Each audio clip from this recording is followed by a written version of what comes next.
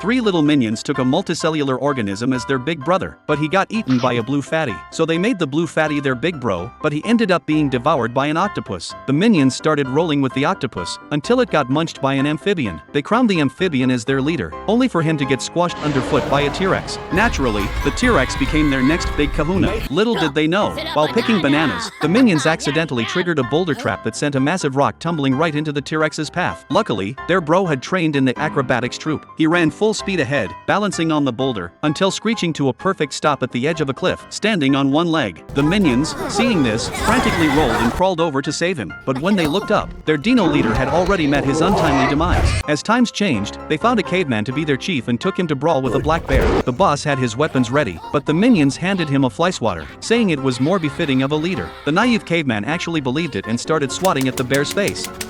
Just like that, the boss was no more. Later, the minions arrived in ancient Egypt and helped the pharaoh build the pyramids. However, they accidentally held the blueprints upside down, turning the pharaoh into a mummy. Time traveled to medieval Europe, where the minions took a vampire as their don. It was the vampire's 99th birthday, and the minions prepared a surprise for him. But when a beam of sunlight shot in, his birthday bash turned into a memorial service. They later made Napoleon their head honcho, but a mishap during a cannon firing sent him flying.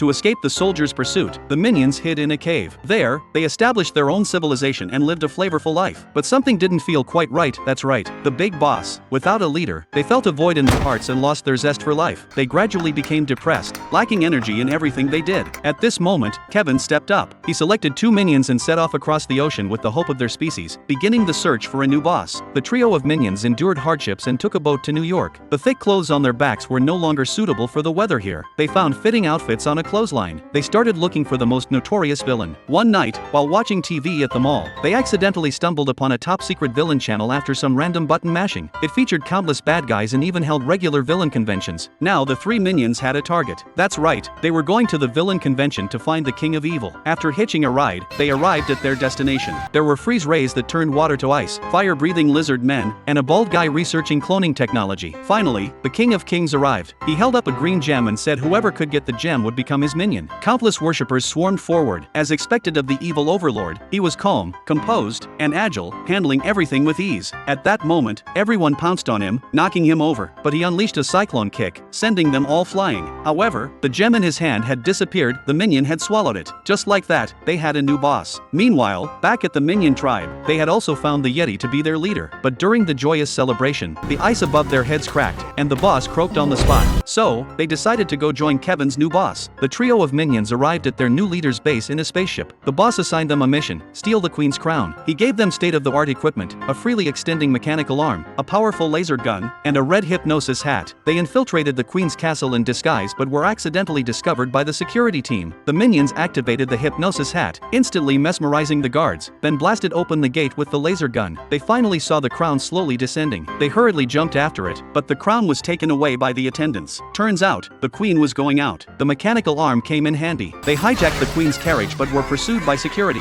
At the critical moment, the minion drew his sword. It was the clock sword. The warrior who pulls out the clock sword would become the new king. From then on, the minions lived a life of luxury. Learning of this, the boss came looking for them. The naive minions quickly handed over the crown. Little did they expect that, after gaining power, the boss would turn his back on them and throw the minions into the dungeon. Here was the minions' execution ground.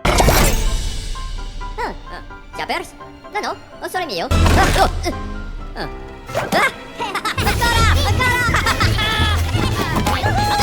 In the end, the villains gave up struggling, locked the door, and rushed to the boss's coronation ceremony. The minions discovered an underground passage and ran out along the tunnel. Passing by a funeral, Kevin stole a wreath, changed the name, and presented it as a coronation gift for the boss. They climbed the castle walls, attracting bees with the wreath. The two ran onto the chandelier and ran a marathon on it, causing the screws to loosen. Just as the boss was about to be crowned at the last second, the chandelier fell. They thought the boss was done for, but luckily, his ceremonial robe had a mechanism that saved him. Enraged, he ordered all the villains in the city to hunt down the trio. The fleeing trio hid in a nearby phone booth.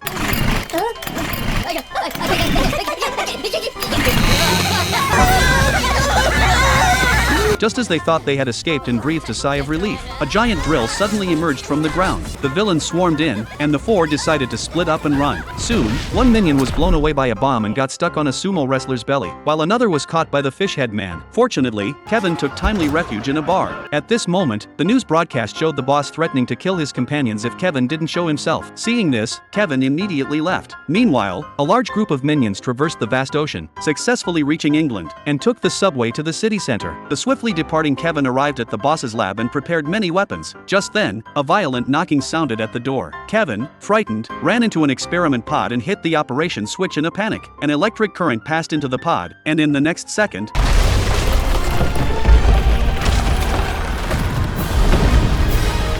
people fled for their lives. The female boss was about to send the minions' brothers to heaven with explosives. At this critical juncture, Kevin arrived. He doused the gunpowder with water. Seeing her plan foiled, the female boss turned her skirt into a rocket, flew into the sky, and started attacking Kevin with her weapons. At this point, the minions' main force arrived. The female boss fired shells at them, ready to catch all the minions in one fell swoop. To protect his companions, Kevin caught the shell and even put it in his mouth. He then grabbed the boss, who was about to fly away, and they ascended together. With a huge explosion, his companions thought Kevin was done for and sadly sang a blessing song. But the next second, Kevin reverted to his original form and descended from the sky, clutching a giant suspender. In the end, the three minions who had rendered great service received commendations from the queen in front of a massive audience. But unexpectedly, the queen's crown was stolen again. It turned out the female boss wasn't dead, but she didn't get far before being frozen into an ice block. The universe's strongest villain, Gru, appeared. He snatched the crown and took off in a spaceship. Now the minions seemed to see hope again and chased after him one by one. Who knows how long this new big brother can last? Have you ever encountered this kind of teammate?